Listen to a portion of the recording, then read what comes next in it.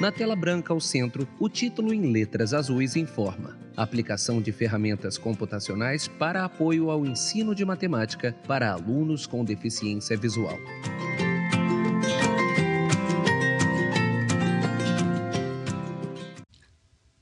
Olá, amigos! Nós vamos falar aqui um pouquinho sobre a questão do uso das planilhas para ensinar matemática, mais especificamente para praticar álgebra e geometria.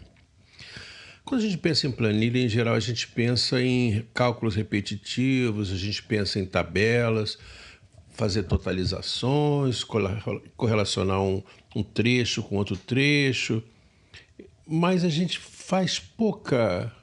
dá pouca intenção ao fato de que as planilhas elas são muito fáceis de serem processadas e a gente pode utilizá-las como sendo uma calculadora inteligente, uma calculadora que permite as atividades de forma interativa e muito imediata.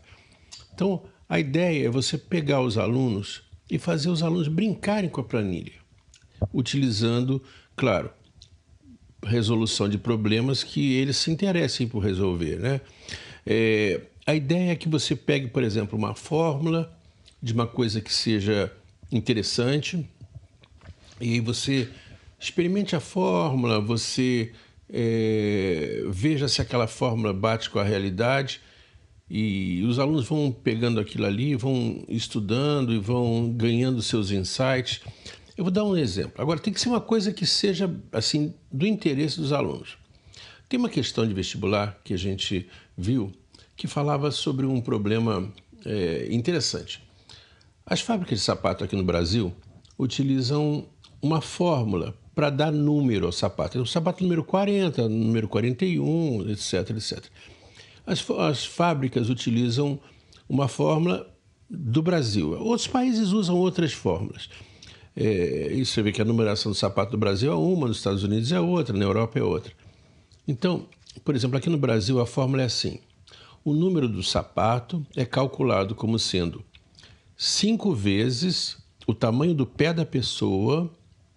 Por exemplo, se a pessoa tem tamanho do pé 20 centímetros, é 20 vezes 5, tá? Somado com 28 e dividido por 4. Não sei de onde se tirou essa fórmula, mas todo mundo me diz que essa fórmula aqui é usada. Então, você ensinar para as crianças isso. Então, fala assim, vamos medir o pé das pessoas. Pega uma régua e mede o pé. Vamos ver qual o tamanho do seu sapato. Segundo a fórmula, você vai ter o sapato número 35, ou 36, ou 40, não sei.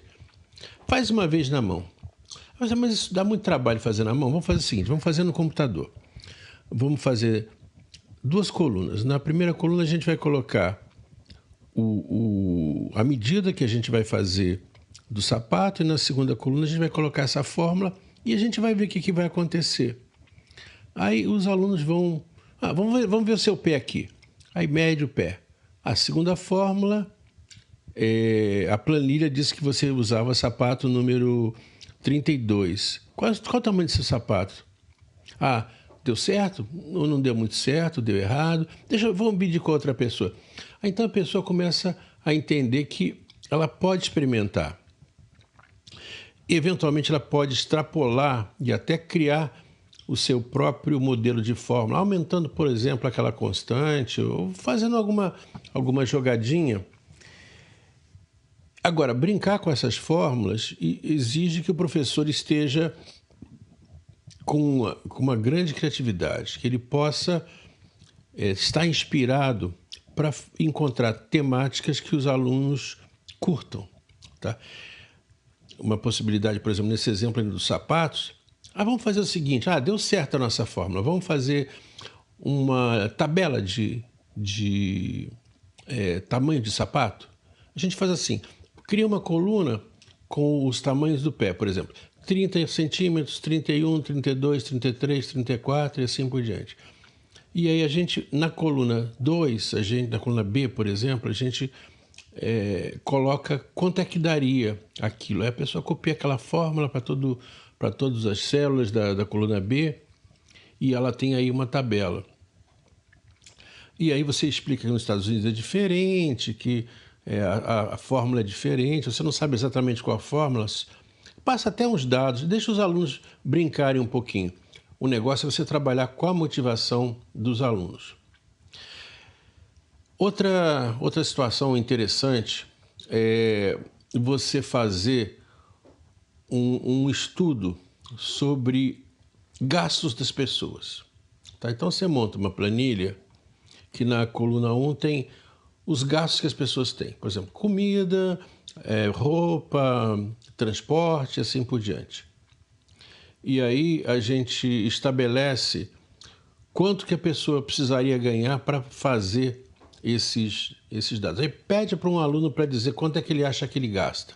Aí pede para outro aluno, esse aluno aqui que mora mais longe vai gastar mais, etc, etc.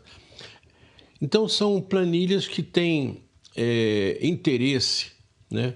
E que podem suscitar uma série de explorações. Claro que o professor vai ajudar o aluno a entender esse processo.